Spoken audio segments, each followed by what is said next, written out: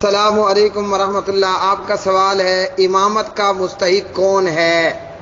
آپ نے کہا کسی کی گردن ٹیڑھی ہوتی ہے، کسی کی آنکھ کانی ہوتی ہے، تو جی میرے پیارے بھائی، امامت کا مستحق وہ ہے کہ جو حکمران ہو یا وہ گھر کا مالک ہو، پھر وہ جسے قرآن کا زیادہ علم ہو، سنت کا زیادہ علم ہو اور عمر کے اندر وہ بڑا ہو۔ اسی طرح امام قابل احترام لوگوں میں سے ہو۔ پیارے نبی صلی اللہ علیہ وسلم سے ابو سعید خدری رضی اللہ عنہ روایت کرتے ہیں، جب کہیں 3 آدمی ہوں تو ان میں سے ایک امامت کرائے، اور ان میں سے سب سے زیادہ امامت کا مستحق وہ ہے جو قرآن کا زیادہ قاری ہو۔ صحیح مسلم۔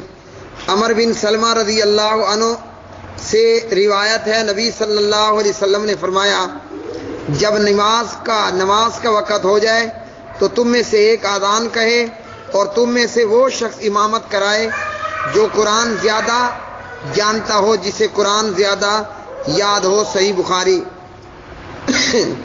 عمر بن سلمہ رضی اللہ عنہ اپنی قوم کی امامت کراتے تھے اور ابھی وہ کم عمر تھے۔ صحیح بخاری۔ ابو مسعود رضی اللہ عنہ فرماتے ہیں، نبی صلی اللہ علیہ وسلم نے فرمایا، لوگوں کا امام ایسا شخص ہونا چاہیے جو قرآن کا زیادہ علم رکھتا ہو، پھر وہ شخص امام بنے جو سنت کا زیادہ علم رکھتا ہو، پھر وہ بنے جو ہجرت کرنے میں مقدم ہو، اور پھر وہ بنے جو عمر میں زیادہ ہو۔ صحیح مسلم۔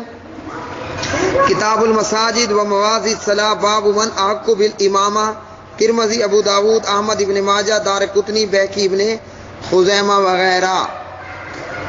میرے پیارے بھائی، امام کانا ہو، اندھا ہو، لنگڑا ہو، لولا ہو، اور امام گردن ٹیڑھی ہو، منہ ٹیڑھا ہو، لیکن یہ تمام چیزیں اس کے اندر موجود ہوں، وہ قاری قرآن ہو، وہ سنت کا عالم ہو، وہ مہاجر ہو، اور وہ بڑی عمر کا ہو، تو وہ امامت کرا سکتا ہے، بھلے ہی وہ کانا، لولا، لنگڑا ہے۔